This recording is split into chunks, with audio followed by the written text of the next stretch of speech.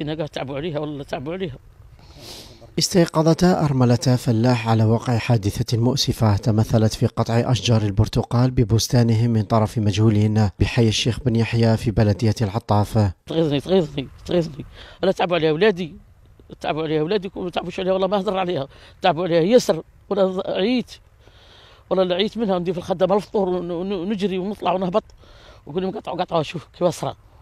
غاطني يا ولدي مسكين تعبوا عليها صغار ويجروا وبري بوطت بحالتهم الحاله والغرسه وشوف كيف اسرى. بني وكراني نقول انا الصباح كي نوضنا سبناها مقطوعه ما عرفنا كاع نهو بها. عارف في 20 ورا 20 سنه زيد 20 سنه في 20 سنه زيد من 20 سنه.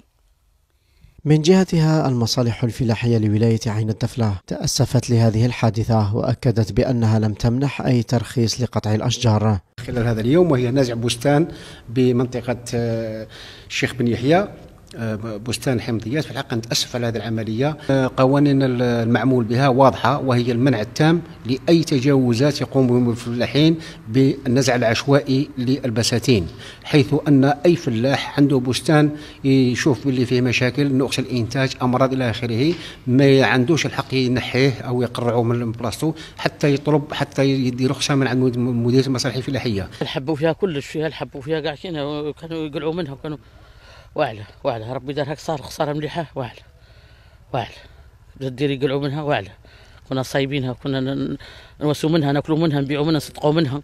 هي دموع أرملة فلاح حزنا وتحسرا على بستان ضاع بالكامل كان يمثل مصدر رزق لعائلة الفلاح المتوفي.